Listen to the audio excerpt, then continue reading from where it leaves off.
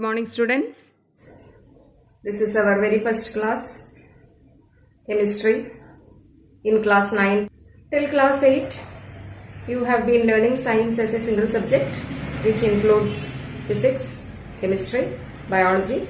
Now in class 9, we deal with these particular subjects separately. Now let me first ask you, what is the basis of chemistry? There is only one word, that is matter. Now what is matter? Matter is anything which occupies space and has mass. Any solid substance, anything that you come across, all these things are said to contain matter in it. So anything or any particular thing present in this universe which occupies space and has mass can be simply referred to as matter. Now, what are the characteristics of these matter? Number 1. Particles of matter are very small in nature. Now, when you consider about this matter, as a simile, we can consider a particular building in which brick is the smallest unit.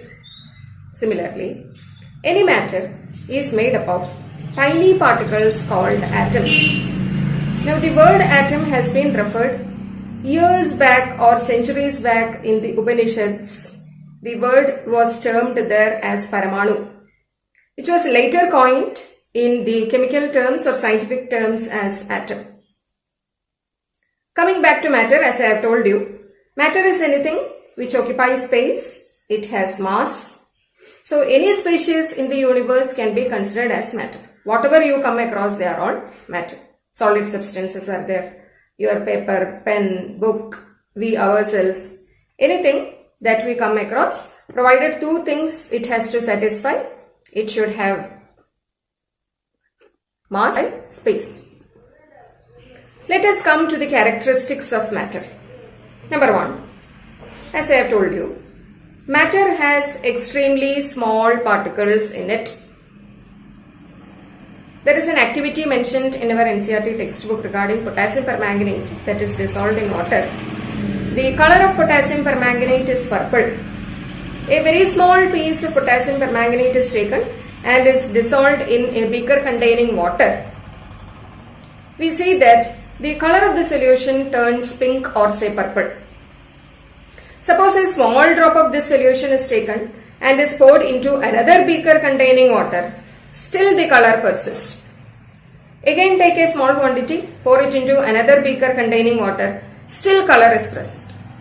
So the amount of substance present in each transfer is very small. But we still see there is a color existing in the solution. Therefore, we now conclude that matter has extremely small particles in it. Now, when you take potassium permanganate or commonly common salt and dissolve it in water, what happens is as you stir the solution, the salt particles get dissolved or potassium permanganate particles get dissolved. Actually, where do these particles go? They go into the intermolecular spaces between the water particles. Particles will be going into the space between water molecules. As such, volume does not increase much. Though we take 100 ml, add 1 teaspoonful of salt in it and then stir it well, we see that volume of the solution does not immediately become say 200 ml or 300 ml. Likewise, the particles can very well go into the space between the water molecules. Number 2, using this above concept or the above example what we have pointed out, we see that water molecule is also a liquid, that is also a matter. Hence, the particles can go into the space between the matter. Or the second feature of matter is that matter has space between them. In some cases, we may see slight deviations, say for example, hard solid, say a rock or say a book, etc. But in majority of the cases, when we generalize, we see that there are space between particles present in matter. Number 3, when you consider, suppose in the morning you feel air is blowing or the speed of wind, etc. In such cases, we see that these particles are always continuously moving. Liquid molecules, as you know, say water or oil or other substances, kerosene, petrol, etc. They have a flow behavior. They keep moving. So another characteristic what we can see is that particles of matter are continuously moving. Except in a few cases, like if you keep a book on a table, it doesn't seem to move. Likewise, there are other substances also. In some cases at least, this particular fact does not hold good. But in majority of the cases, say liquids or in gases, the above fact is true. Another thing, suppose you place a drop of water on a table. What is the formula for water? Chemical formula for water? You would have known, that is H2O. There are 2 hydrogen atoms and 1 oxygen atom which are combined chemically in a ratio.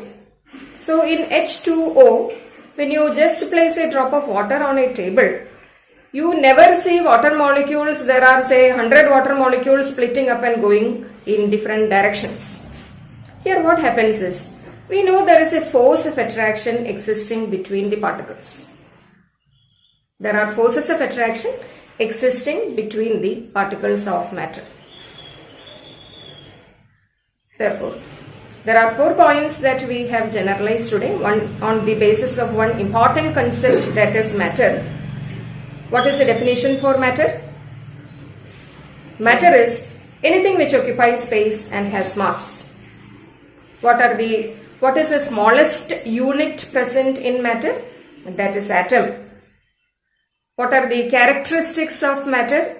Number 1, matter has particles which are very small. Number 2, there are space between the particles present in matter. Number 3, particles present in matter are continuously moving. And number 4, particles present in matter has a force of attraction existing between themselves. You should be very familiar with your textbook. Please do continuously or consistently read your NCERT textbook line by line.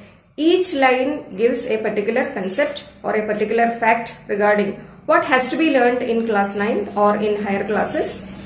You should maintain a notebook. Notes will be sent in the Google Classroom. Please go through this once again. Make the concepts very clear. So in this particular part, we have discussed only one very simple aspect of chemistry. Chemistry is laid on the building blocks of matter, and I have told you matter can be considered as any particular species in the universe which has mass and it occupies space. We came to know about the smallest unit present in matter, that is atom.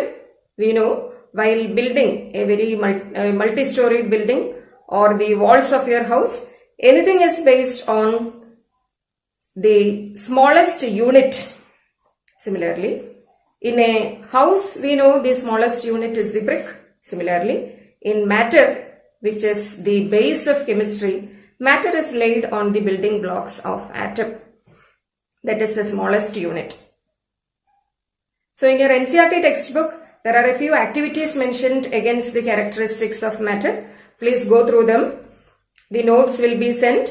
You should maintain a 200 pages notebook for chemistry separately, physics, biology. All the 3 are to be maintained in separate notebooks. You should maintain the index page clearly. Middle half of your book can be utilized for homework session. The first half can be used for your classwork.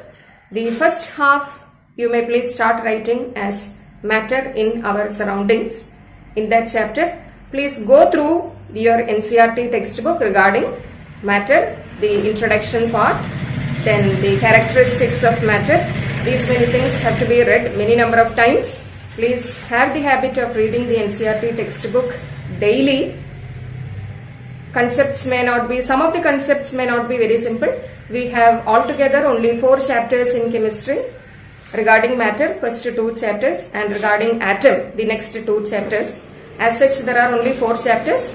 Concepts are actually what we have just now discussed. They are the building blocks of a science pursuing student in higher classes. So you should be very familiar about the concepts, facts present in class 9th, so that you may be able to grasp the concepts in class 10 as well as in higher classes. Our next topic is the 3 states of matter. We have seen matter in the previous class. The 3 physical states of matter. Physical states in the sense the matter is classified on the basis of physical properties, their shape, volume, compressibility, particle forces, etc. Among the 3 states of matter, we have solids, liquids and gases.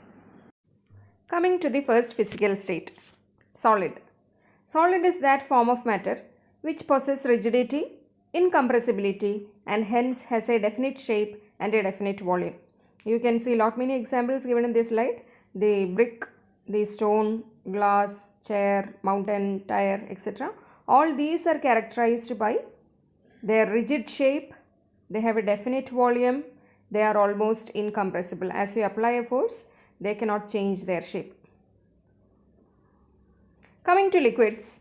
Liquid is that form of matter which possesses fluidity, but they are almost incompressible. They have a definite volume, but there is no definite shape for liquid substances. You can see water is the best example. Oil, soft drinks, etc. They all are characteristics. They all show characteristic properties of liquids. Coming to the third physical state, that is gas. Gas is defined as that form of matter which possesses fluidity but highly compressible. They have neither a definite shape nor a definite volume. Air, oxygen, hydrogen, nitrogen, all these are gases. They do not have definite shape. Also, they do not have a definite volume. Coming to the properties of solids in detail, we have the first property, that is solids have a definite shape.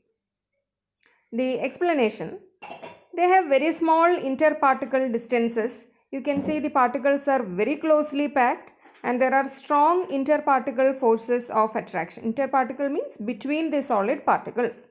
They have distinct boundaries. They do not change their shape when they are put in different containers. Hence, these are characteristic of solid substances. They have a definite shape because they do not change their shape often. Hence, we consider them as solids. The second property, solids possess a definite volume. Due to the small interparticle distances, they cannot be compressed because particles cannot come closer to each other because they are very tightly or very closely packed. Hence, the particles cannot be brought closer to each other. There are a few exceptions. One such exception is sponge. You can see that as we squeeze a sponge, you can see that its shape changes. It is because it has minute holes in which air is trapped. As you press it or squeeze it, the air molecules get expelled.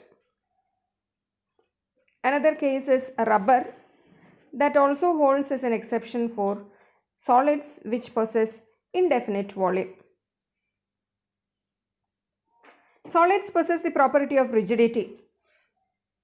The rigidity means solids have the tendency to maintain the shape even when some outside force is applied. Say for example, we consider pipe or say a brick or a stone. When even as you immensely apply a force onto such solid substances, they may never change their shape. Hence we call solids as rigid. When they are dropped, put down, or when they are hammered, they will easily break also. Solids have high interparticle forces of attraction because the particles are very closely packed. You can see the crystal structure of a solid with violet and green balls present over here. The particles are very tightly packed. You can you cannot see even a small amount of empty space. The particles are so tightly packed that the forces of attraction between them are very high. That is why particles are not separated easily. Solids have the least interparticle distances. Since particles are very tightly packed, like say table salt or ice, etc., the forces of attraction between them are maximum, hence the distance between them is least. Next property is that the solids are completely incompressible. We know a brick, unlike sponge, you cannot squeeze or press it. They are almost incompressible. They are completely incompressible. Next one, solids have a very high density. You may be familiar with the term density. Density is equal to mass upon volume. The high density is because many number of particles occupy a given volume in a solid. Next, particle motion. Due to small interparticle distances and strong forces of attraction, the particles of a solid do not move much from one place to another, but they can only vibrate about their mean position. Mean position means fixed position. Thus, they have only vibratory motion like the strings of a veena or say tamburu, etc. Particles of solid have minimum energy. As they are unable to move, the energy associated with them due to their motion, that means we normally consider the kinetic energy, is the least for solid substances. Next one, solids do not show the property of diffusion. The intermixing of particles of different types of matter is called diffusion. Solids do not show this property because the particles are held by very strong forces of attraction. You can see the incense stick, which when burned, the fumes or the fragrance move from the one place to the other through air as the medium. In such cases, diffusion is more, but in solid substances, the diffusion is least.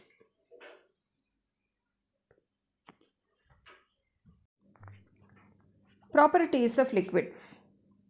Liquids have constituent particles which are less closely packed. That is why we can see that liquid particles can move from one place to another. See the number of liquid particles present in the container. They are very small as compared to the number of particles present in a solid substance. Number 2, the interparticle distances are larger than solids but smaller than those of gases. See, for the comparison, solid and liquid substances are given together. Solid particles have very small space between them. Liquid particles have comparatively larger space as compared to solids. Next one, liquids do not have a definite shape, but they have a definite volume. A liquid usually takes the shape of the container in which it is being filled. Like we can pour liquid in different containers. We cannot define a shape for any particular liquid.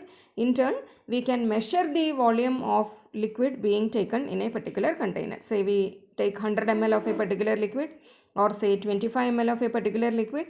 You can measure its volume, but there are no means to measure its shape. We say liquid substances do not have a definite shape, but they do have a definite volume.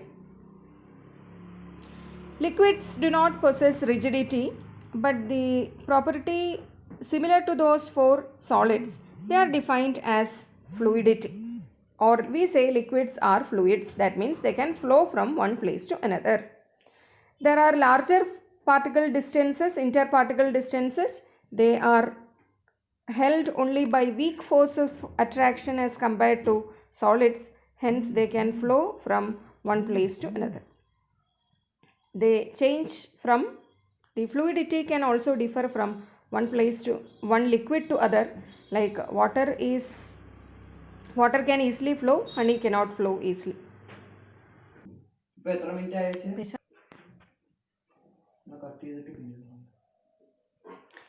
Next property of liquids.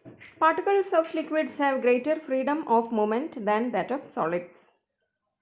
Here also we can see The solid particles, that means the first diagram, shows particles which are very thickly packed, but liquid molecules have some space between them so that they can move from one place to another. That is why we see water is flowing, oil can move, honey also can move, like that. Next one, they have higher energy as compared to that of solids. In solids we have seen the energy which is mentioned here is the kinetic energy, that is energy as a result of motion. This is more as compared to that of the solid particles because there is space and they are also held by weak force of attraction. Seventh one, the density of liquids is lower than those of solids. You can see in case of a solid substance like say ice, the density is more, but liquid water has comparatively a lesser density.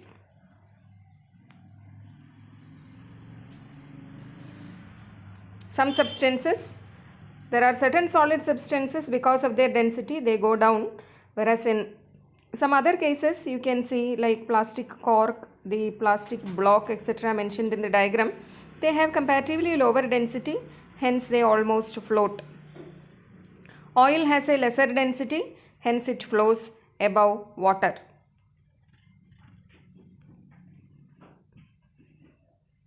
They show the property of diffusion as we have seen in the solid case. The movement of particles or intermixing of particles is referred to as diffusion. When you drop a small piece of potassium permanganate, say in the second figure, the color of this particular solution, that means in water, the color progressively increases. You can see in the first case, the colored matter slowly progresses into the solution itself. Therefore, the property of diffusion is seen with respect to liquid molecules because the particles which are added can easily go into the interparticle spaces between the liquid molecules. Coming to the third physical state of matter, that is gases, the properties associated with them, the constituent particles have very high freedom of movement. We say always gas spreads throughout the container, gas molecules are always in motion. The gas molecules can very easily move from one place to another because they have the second one, the interparticle distances are very large and the forces of attraction between them are very weak. The next important property is gases do not have a definite shape, they do not have a definite volume also. They have neither definite shape nor a definite volume. They are highly compressible. This is a very important property because as we apply force or say pressure to a gaseous substance, you can see that the particles were initially, they are quite at a longer distance from each other, but as we apply a pressure, these particles can very well come closer to each other. The compressible nature of gas holds very good because any gas can be compressed to get a liquid substance, like carbon dioxide can be liquefied, nitrogen, there are other gases like ammonia, etc. Those can be liquefied. That is because they are compressible. As we apply a force or a pressure, the particles can come closer to each other and they start attracting each other. We say they are compressible.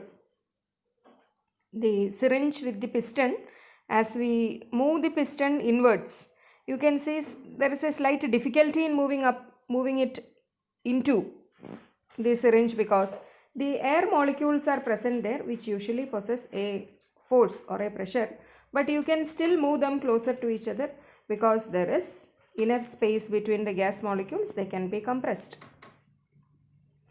Gases flow more easily than liquids and have the highest fluidity. Their movement is very high because of two specific reasons. One is that they have high force, they have very low forces of attraction among themselves and the distance between the particles is very, very large. The other properties are they have the highest freedom of motion because they are held by weak forces of attraction. They have the highest kinetic energy because they are always in random motion. they have the least density among the three states of matter, they weigh the least, and they diffuse very rapidly. In the figure you can see there are lot many molecules. Before diffusion the molecules are present, and once they diffuse the particles are intermixed homogeneously. That means they are intermixed uniformly.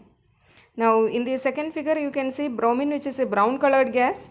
One half of the container was transparent or colorless, but after diffusion the entire apparatus or the container turned brown in color. So the notes will be sent. Please do complete the notes in time. Maintain your books neatly. As soon as school reopens or whenever, as early as we meet, I'll ask you to submit the books so that your work can be assessed. So we'll meet again. Thank you. Have a nice day.